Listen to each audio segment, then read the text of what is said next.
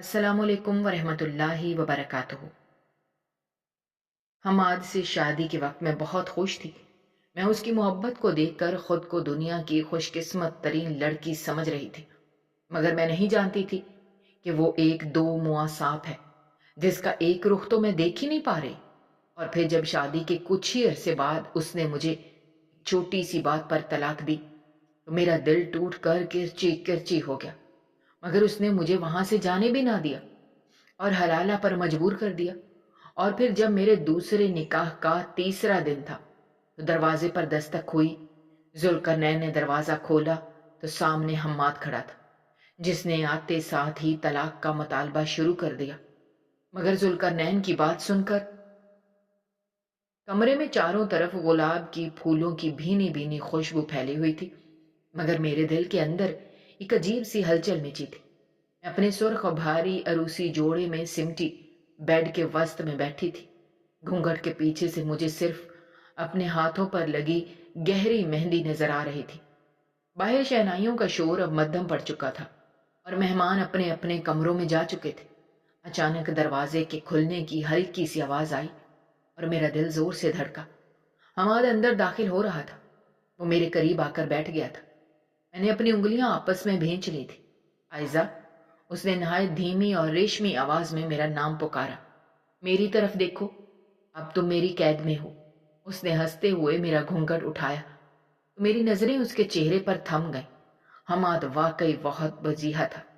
उसकी आंखों में उस वक्त जो चमक थी, उसने मेरे तमाम वसवसों को धो डाला था। उसने मेरा हाथ थामा और अपने लबों से लगा लिया। तुम्हें पता है आयजा, मैं कितना खुशकिस्मत हूं कि तुम मेरी जिंदगी में आई हो। मैं वादा करता हूं तुम्हें कभी कोई दुख नहीं पहुंचने दूंगा। उसने मेरे बालों में लगी मोतियों की लड़ी को दुरुस्त करते हुए कहा। उस रात उसने मुझ पर इतनी मोहब्बत निछावर की कि मुझे लगा जैसे जिंदगी के सारे दुख, सारी महरूमियां उस एक रात के एवज बेची जा सकती हैं। वो मेरा इतना ख्याल रख रहा था कि मुझे यकीन हो गया कि मेरा नसीब वाकई बहुत अच्छा है। अगली सुबह जब मैं बेदार हुई तो सूरज की सुनहरी किरणें पर्दों के दरमियान से छनकर फर्श पर रक्स कर रही थी। हमाद जाग चुका था और साइड टेबल पर रखे हुए गुलदान में ताजा फूल सजा रहा था। गुड मॉर्निंग मेरी शहजादी, उसने मुस्कुरा कर मुझे देखा। उसके लहजे में वही कल वाली मिठास थी। फिर वो खुद किचन से मेरे लिए कॉफी बनाकर लाया और हम दोनों ने कमरे में बैठकर वो पहली हसीन सुबह गुजारी। परिंदों की चहचहाट और ठंडी हवा के झोंके गवाह थे कि हमारी नई जिंदगी का आगाज कितना हसीन था। पूरा हफ्ता ऐसे ही गुजरा। वो मुझे घुमाने ले जाता, मेरे लिए छोटे छोटे तहाइफ लाता और जब मैं थक कर उसके कंधे पर सर रखती तो वो कहता, आयजा, तुम सिर्फ मेरी बीवी नहीं, मेरी रूह का हिस्सा हो। लेकिन वो 8वां दिन, वो मेरी जिंदगी का पहला काला दिन साबित हुआ। दोपहर का वक्त था। तपती धूप बाहर सड़कों को झुलसा रही थी, लेकिन घर के अंदर एसी की ठंडक ने सुकून का माहौल बना रखा था। हमाद को एक बिजनेस मीटिंग के लिए निकलना था।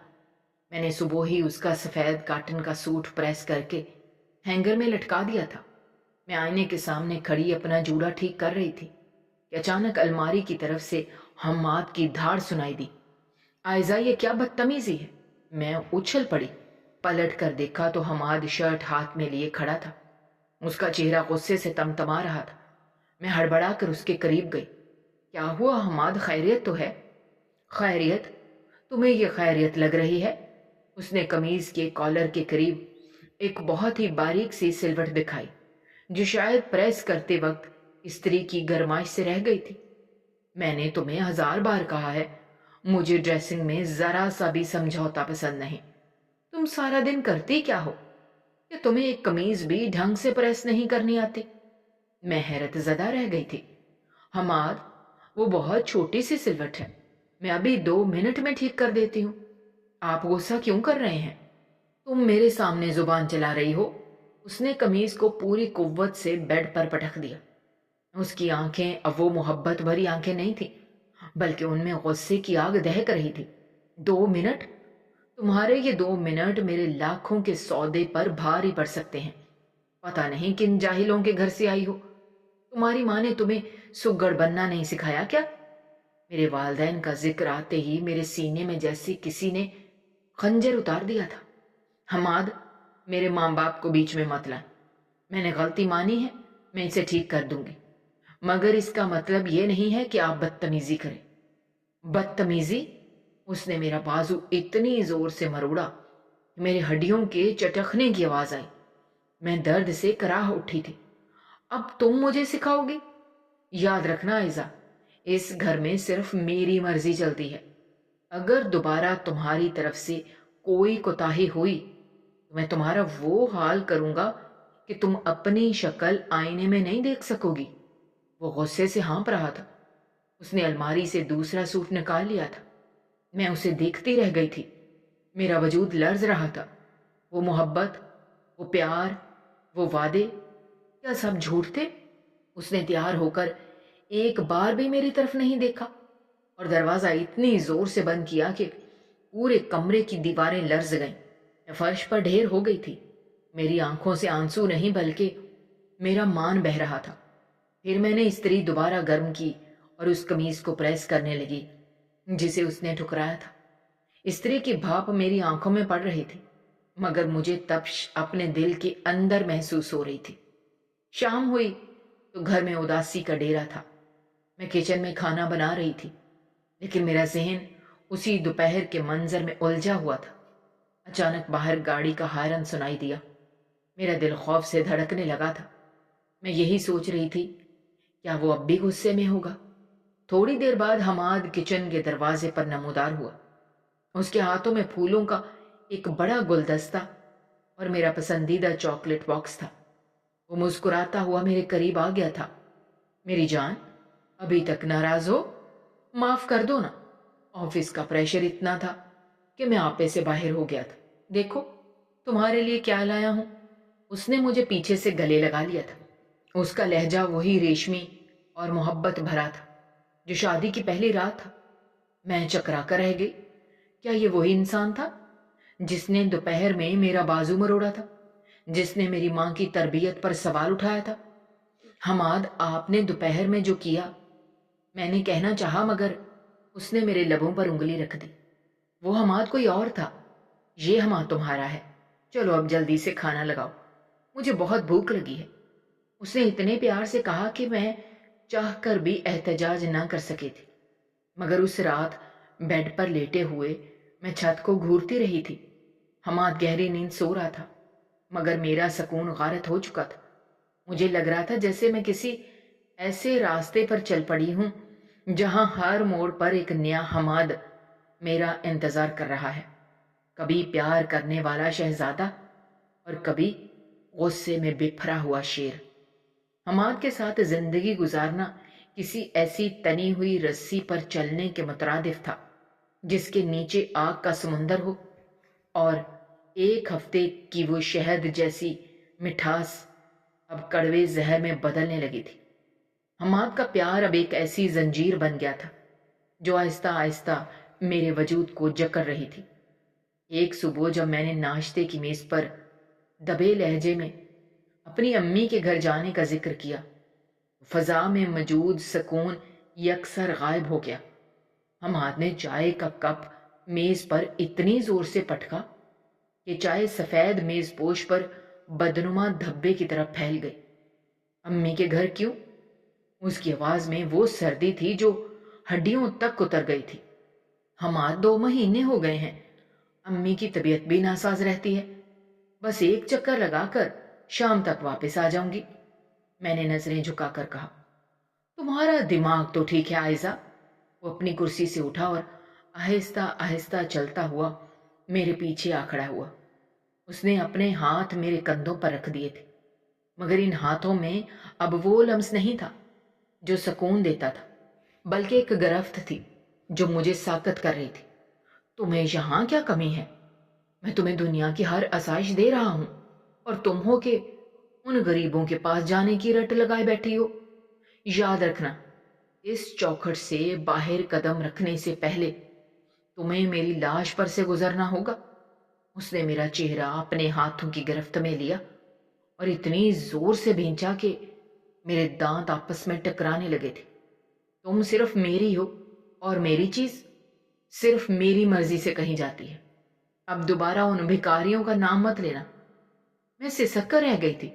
اب میرا دکھ ختم نہیں ہوا تھا کہ دوپہر میں جب میری خالہ زاد بہن صوبیہ مجھ سے ملنے آئی تو حماد اتفاق سے گھر پر ہی تھا۔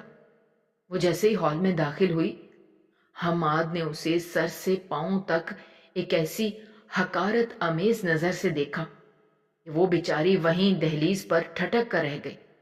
ارے صوبیہ آؤ نا، میں نے اسے خوش آمدید کہنا چاہا، مگر حماد کی آواز کسی چابک کی طرح لگی۔ کیوں آئی ہو یہاں؟ اس نے صوفے پر دراز ہوتے ہوئے اخبار اٹھا لیا۔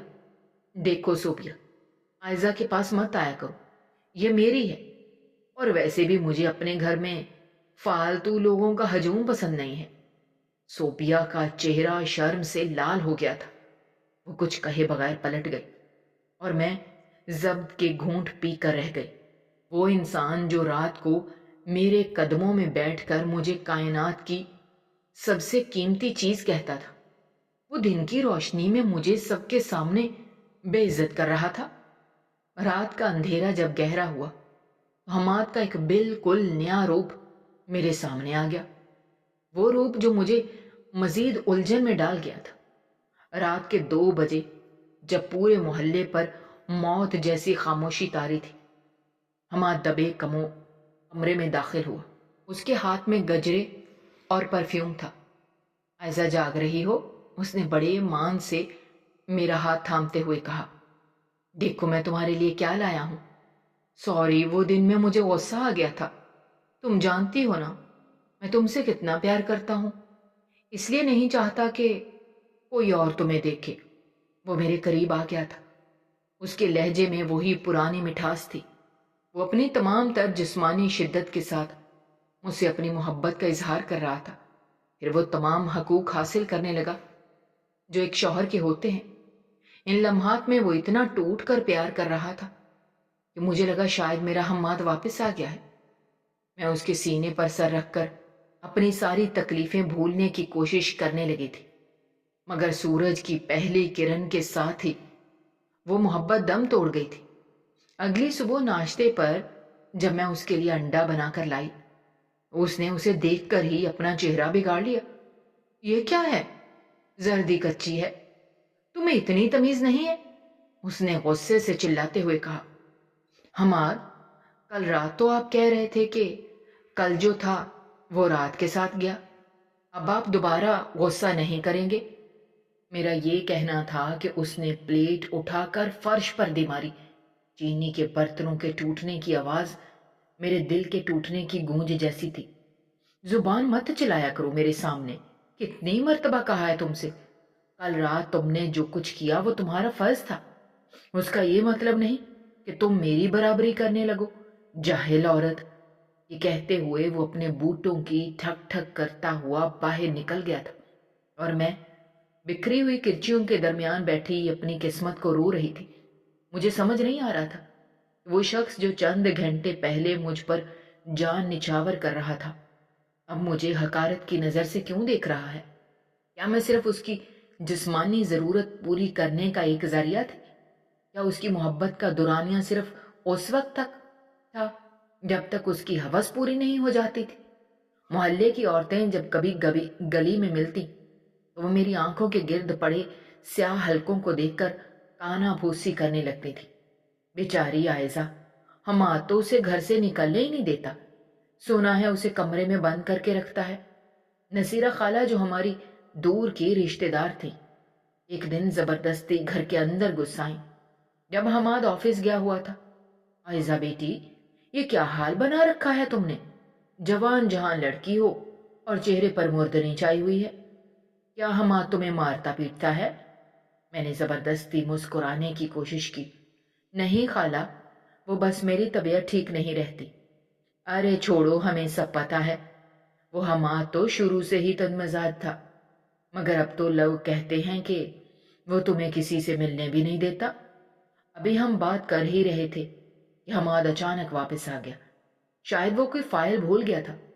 نصیرہ خالہ کو دیکھتے ہی اس کے ماتھے پر بل پڑ گئے تھے۔ آپ یہاں کیا کر رہی ہیں؟ اس نے سخت لہجے میں پوچھا۔ بس بیٹا، عائزہ کا حال پوچھنے آئی تھی۔ اس کا حال پوچھ کر کیا کریں گی؟ یہ تو پاگل ہے، اسے خود نہیں پتا یہ کیا چاہتی ہے۔ آپ جائیے یہاں سے، اور دوبارہ بن بلائے آنے کی زحمت مت کیجیے گا۔ نصیرہ خالہ ہکا بکا رہ گئی تھی۔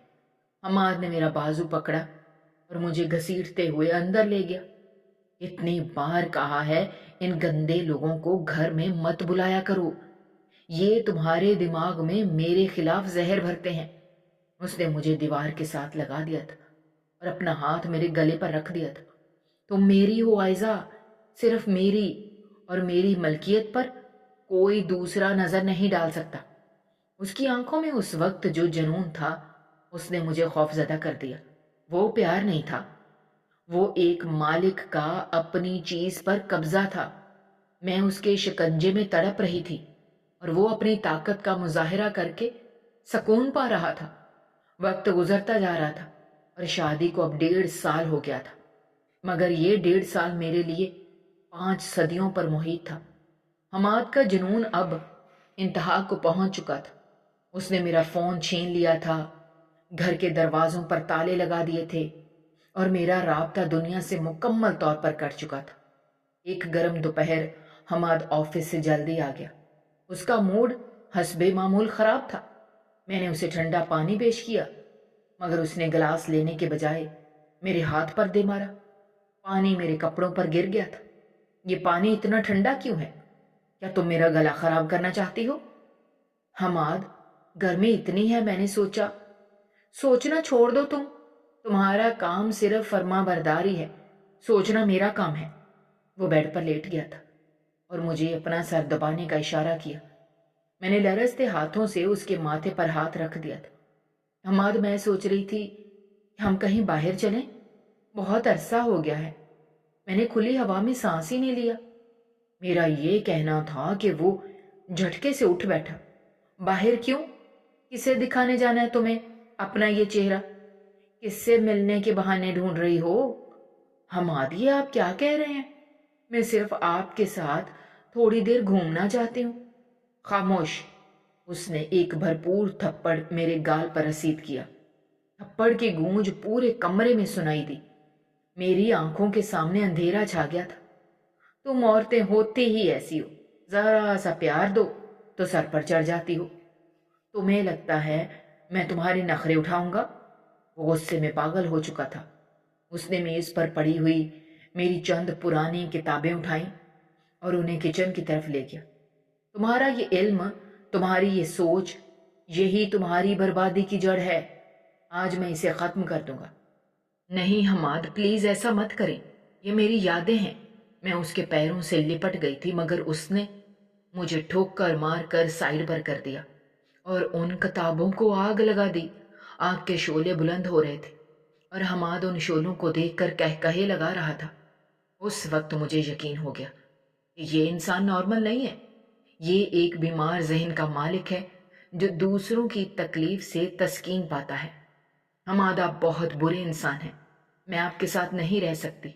میں نے ہمت جمع کر کے چیخ کر کہا۔ میرا یہ کہنا اس کی انا پر ایٹم بم کی طرح گرا تھا۔ اس نے میرا گلا دبا لیا اور مجھے زمین پر پٹک دیا۔ تم مجھ سے الگ ہوگی؟ تم جس کی اوقات میرے جوتے کے برابر بھی نہیں ہے؟ ٹھیک ہے، اگر تم یہی چاہتی ہو تو سنو۔ اس نے اپنے کپڑے درست کیے اور ایک سرد فاتحانہ مسکراہٹ کے ساتھ میری آنکھوں میں جھانکا۔ میں تمہیں طلاق دیتا ہوں، طلاق دیتا ہوں، طلاق دیتا ہوں۔ کمرے میں سکوت چھا گیا تھا، صرف جلتی ہوئی کتابوں کی چٹخنے کی آواز آ رہی تھی۔ حماد نے جیسے یہ الفاظ کہے، اس کے چہرے سے وہ درندگی ایک دم غائب ہو گئی اور اس کی جگہ ایک خوفناک پچھتاوے نے لے لی۔ وہ وہیں زمین پر بیٹھ گیا تھا اور اپنا سر پکڑ لیا۔ نہیں عائزہ، یہ میں نے کیا کہہ دیا؟ میں غصے میں تھا، میں ایسا نہیں کرنا چاہتا تھا۔ اس نے میرا ہاتھ پکڑنا چاہا، مگر میں نے اپنا ہاتھ پیچھے کھینچ لیا۔ میری آنکھوں میں اب آنسو نہیں تھے، بلکہ ایک پتھر جیسی خاموشی تھی۔ عائزہ، تم کہیں نہیں جاؤ گی، میں ابھی مفتی صاحب سے بات کرتا ہوں، کوئی نہ کوئی راستہ نکل آئے گا، تم तुम अभी दूसरे कमरे में जाओ, मेरी आंखों के सामने से हट जाओ, वरना मैं खुद को मार डालूंगा। मैं कुछ बोलने की हिम्मत भी नहीं रखती थी। मेरे पैरों में इतनी सकत नहीं थी कि मैं खड़ी हो सकूं। मैं दीवार का सहारा लेती हुई अपने आंसुओं को दुपट्टे में जज्ब करती दूसरे कमरे की तरफ बढ़ गई। मेरा जी चाह रहा था कि उसी वक्त अम्मी के घर भाग जाऊं, वहां जहां कम से कम मुझे पागल नहीं कहा जाता था, जहां मेरी तजलील नहीं होती थी। मगर हमाद ने बाहर से कुंडी लगा दी थी।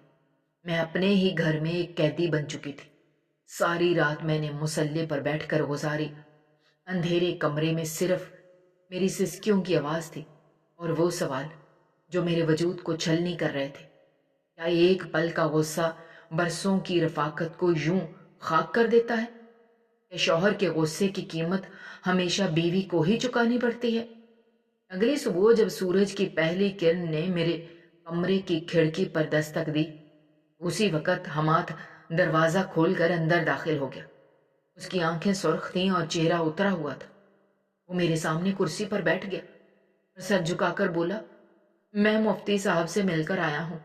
उन्होंने कहा है कि 3 तलाकों के बाद अब रजू की कोई गुंजाइश नहीं बची।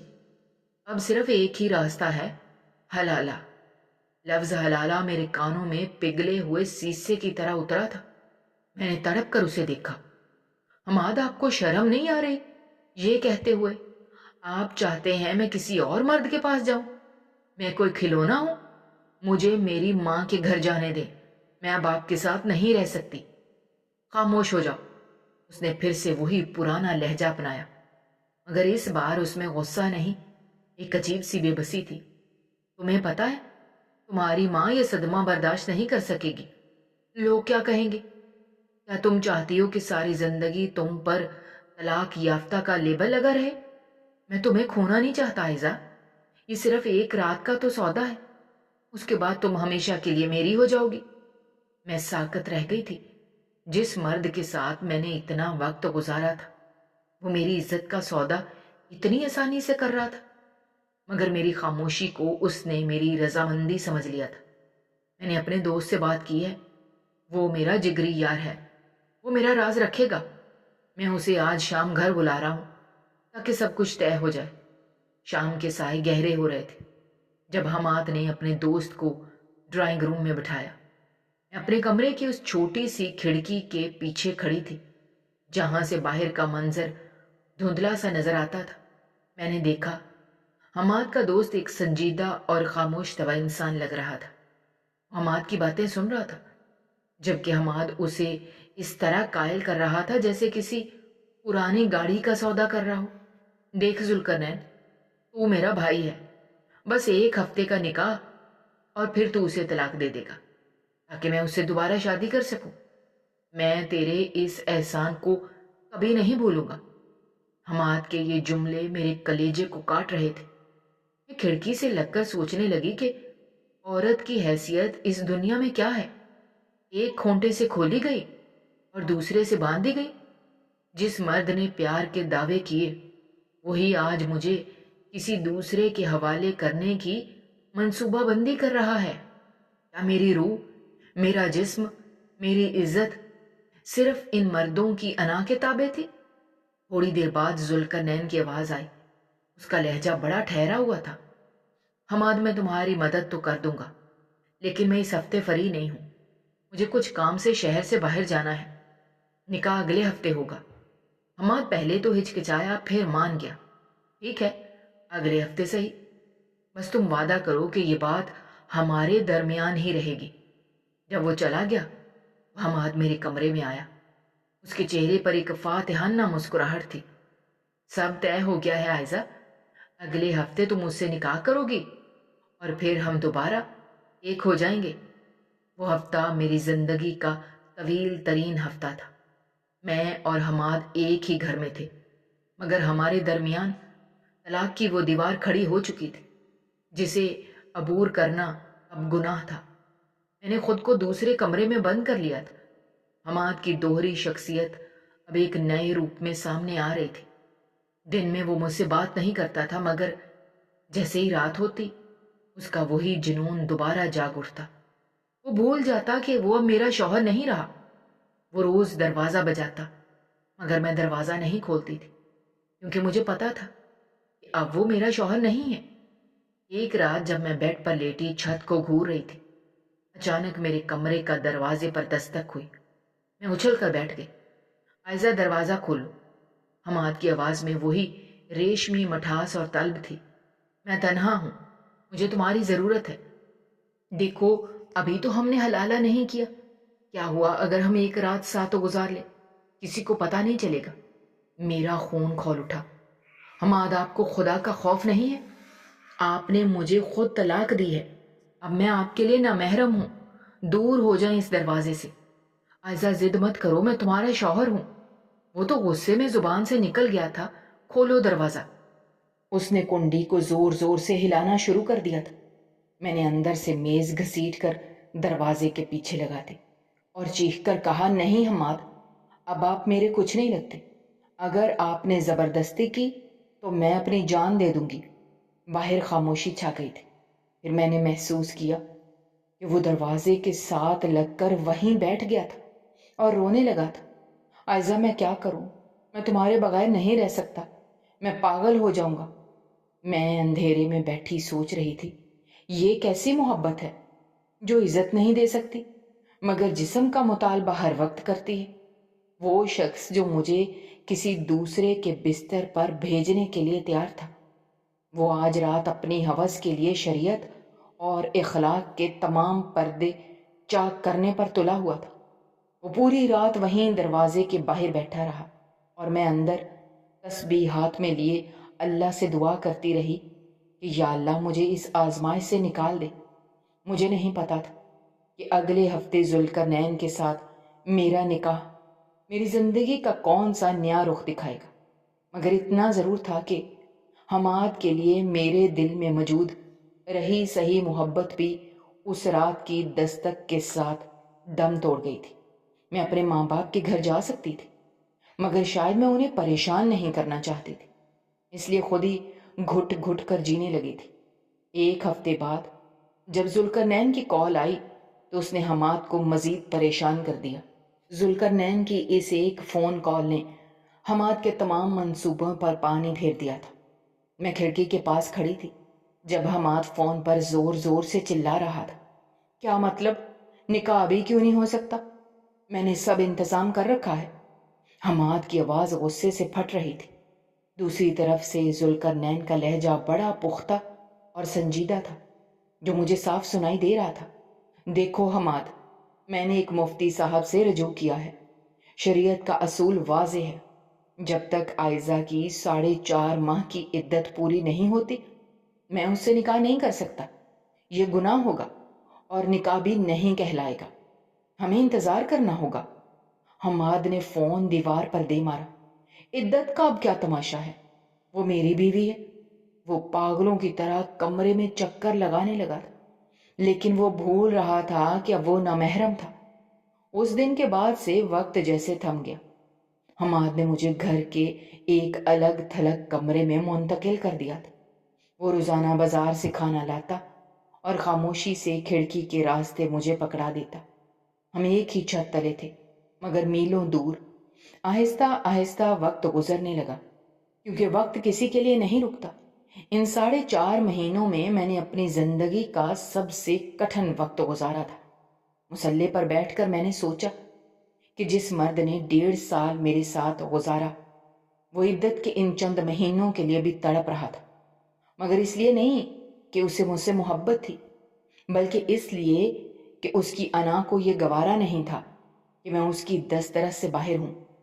کبھی کبھی وہ آدھی رات کو میری کھڑکی کے پاس آ کر کھڑا ہو جاتا، عائزہ بس تھوڑا وقت اور پھر تم میری ہو جاؤ گی۔ میں اس کی آواز سن کر کمبل میں منہ چھپا لیتی تھی۔ مجھے اس کی آواز سے اب سکون نہیں بلکہ خوف آتا تھا۔ آخر کار وہ دن آ گیا جس کا حماد کو شدت سے انتظار تھا۔ 4.5 ماہ کی طویل عدت ختم ہو چکی تھی۔ حماد نے نہایت خاموشی سے ذوالقرنین کو گھر بلایا اور گواہان کی موجودگی میں میرا نکاح ذوالقرنین سے پڑھوا دیا گیا۔ حماد نے ذوالقرنین کا ہاتھ थाम कर बड़ी बेशर्मी से कहा, यार बस 3 दिन की बात है, 3 दिन बाद तलाक दे देना ताकि मैं इसे वापस ले सकूं। जुल्करनैन ने कोई जवाब नहीं दिया था, बस एक गहरी नज़र हमाद पर डाली और मुझे अपने साथ लेकर रवाना हो गया। जब मैं उसके घर पहुंची तो मेरा दिल बुरी तरह धड़क रहा था। मैंने सोच रही थी कि एक दरिंदे के चुंगल से निकलकर अब शायद मैं किसी दूसरे शिकारी के हत्थे चढ़ गई हूं। मैं एक कोने में सिमट कर बैठ गई थी। आंसू मेरी आंखों से थम नहीं रहे थे। थोड़ी देर बाद जुल्करनैन कमरे में दाखिल हुआ तो मैंने डर कर अपनी चादर मजीद तान ली, मगर वो मेरे करीब आने के बजाय थोड़े फासले पर कुर्सी खींचकर बैठ गया। आयजा, उसकी आवाज में वो रेशमी बनावट नहीं थी जो हम्माद के लहजे में थी, बल्कि एक अजीब सी शराफत और सच्चाई थी। तुम डरो मत, मैं जानता हूं तुम्हारे जहन में क्या चल रहा है। तुम सोच रही होगी कि तुम कोई जानवर हो जिसे एक खूंटे से खोलकर दूसरे से बांध दिया गया है। मैंने हैरत से नजर उठाकर उसे देखा। वो मुझे देख नहीं रहा था, बल्कि अपनी नजरें झुकाए हुए था।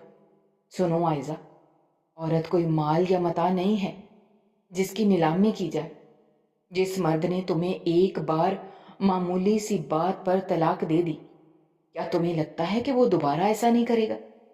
जो मर्द अपनी बीवी को हलाला के लिए दूसरे के पास भेज सकता है, क्या उसके दिल में तुम्हारी कोई इज्जत बाकी है?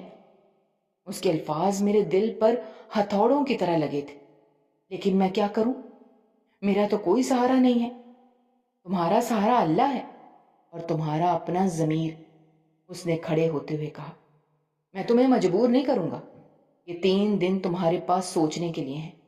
अगर तुम चाहो तो इस घर की मलका बनकर रह सकती हो, और अगर तुम वापस जाना चाहोगी तो मैं तुम्हें नहीं रोकूंगा।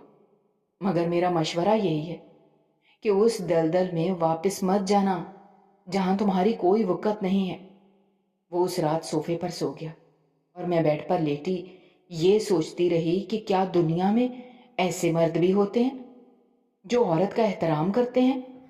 इन 3 दिनों में फहद ने मुझसे कोई मुतालबा नहीं किया था, बल्कि उसने मुझे वो इज्जत दी जिसकी मैं बरसों से प्यासी थी।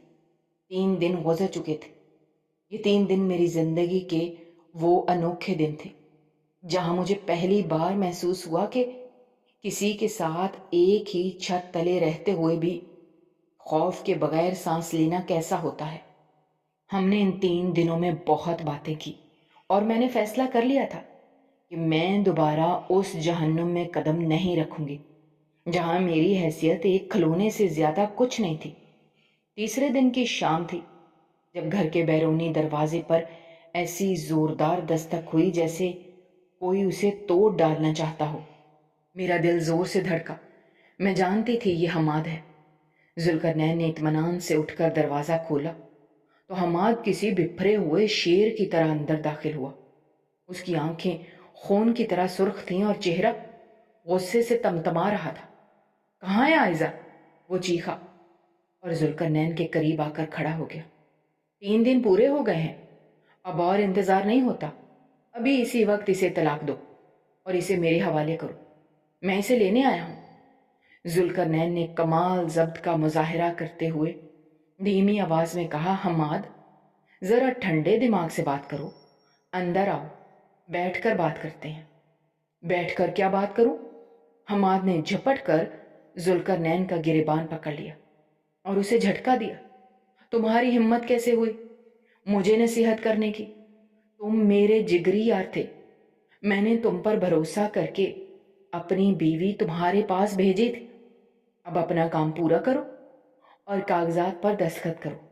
मुझे मेरी बीवी वापस चाहिए। मैं किचन की दहलीज पर खड़ी ये तमाशा देख रही थी। हमाद का वो वहशियाना अंदाज, उसका गिरेबान पकड़ना और उसका ये जुमला कि बीवी तुम्हारे पास भेजी थी, इसने मेरे अंदर की रही सही हमदर्दी को भी आग लगा दी थी।